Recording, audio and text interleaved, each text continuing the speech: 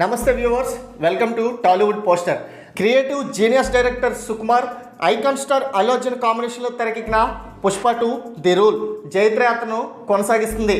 ఇప్పటికే అడ్డొచ్చిన ప్రతి రికార్డును బద్దలు కొడుతూ దూసుకెళ్తుంది ఈ సినిమా. అల్లు అర్జున్ జోరు చూస్తే ఇప్పట్లో తగ్గేలా కనిపించడం లేదు.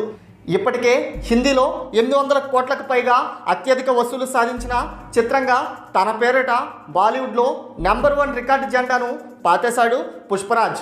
21 రోజుల మొత్తం కలెక్షన్స్ చూసినట్లయితే క్రిస్మస్ పర్వదినం కావడంతో 21వ రోజు అన్ని చోట్ల సాలిడ్ బుకింగ్స్ జరిగినట్లు ట్రేడ్ పండితులు చెప్తున్నారు.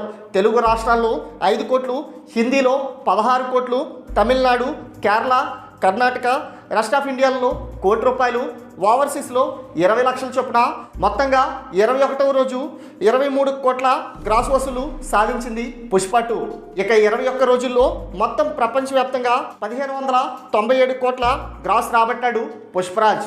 ఇక 22వ రోజు మార్నింగ్ షోలో వరకే 1600 కోట్ల క్లబ్లోకి చేరిన ఈ సినిమా మళ్ళీ వీకెండ్, క్రిస్మస్, న్యూ ఇయర్ కలిసి రావడంతో 22 రోజులు పూర్తయ్యేసరికి 1630 కోట్ల గ్రాస్కు చేరుకుంది. ఇక సంక్రాంతి రావడంతో మళ్ళీ కలెక్షన్స్ పుంజుకొని మరో 200 కోట్లు కొడితే దర్శకధీరుడు ఎస్ఎస్ రాజమౌళి ఎపిక్ బాహుబలి 2ని పుష్ప 2 బద్దలు కొట్టేయడం పక్కా అని తెలుస్తుంది.